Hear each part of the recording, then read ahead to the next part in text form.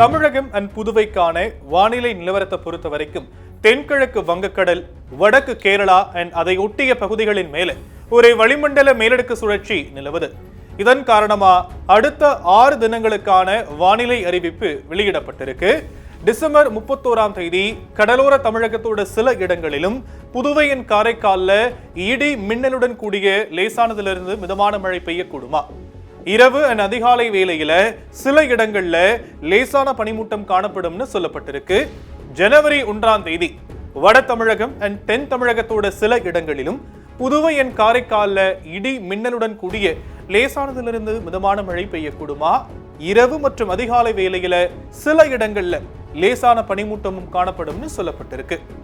ஜனவரி 2ஆம் தேதி அண்ட் 3ஆம் தேதிகள்ல தமிழகத்தோட சில இடங்களிலும் புதுவை அண்ட் காரைக்கால்ல லேசானதிலிருந்து மிதமான மழைக்கு வாய்ப்பு இருக்குன்னு சொல்லும் வானிலை மையம், இரவு அண்ட் அதிகாலை வேளையில சில இடங்கள்ல லேசான பனிமூட்டமும் காணப்படும்னு சொல்லியிருக்காங்க.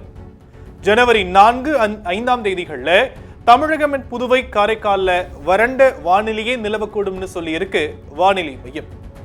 சென்னையின் புறநகர பகுதிகளை பொறுத்த வரைக்கும் 31ஆம் தேதி வானம் ஓரளவு மேகமூட்டத்துடன் காணப்படுவதோடு இரவு மற்றும் அதிகாலை வேளையில சில இடங்கள்ல பனிமூட்டமும் காணப்படும்னு சொல்லியிருக்காங்க வானிலை மையம். வெப்பநிலையை பொறுத்த வரைக்கும் அதிகபட்சமா 30 டிகிரி செல்சியஸ் ஒட்டியும் குறைந்தபட்சமா 23 டிகிரி செல்சியஸ் ஒட்டியும் இருக்கக்கூடும்னு வானிலை மையம் தெரிவிச்சிருக்கிறாங்க.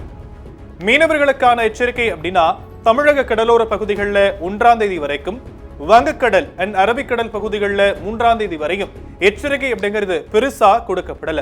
ஆனா தமிழக கடலோர பகுதிகளில் ஜனவரி 2ஆம் தேதி மற்றும் 3ஆம் தேதிகளில் சூறாவளி காற்று மணிக்கு 55 கிலோமீட்டர் வேகத்தில் வீசக்கூடும் என்பதால மேற்குறிப்பிட்ட நாட்கள் வரைக்கும் மீனவர்கள் கடலுக்கு செல்ல வேண்டாம்னு அறிவுறுத்தி இருக்கு வானிலை மையம்.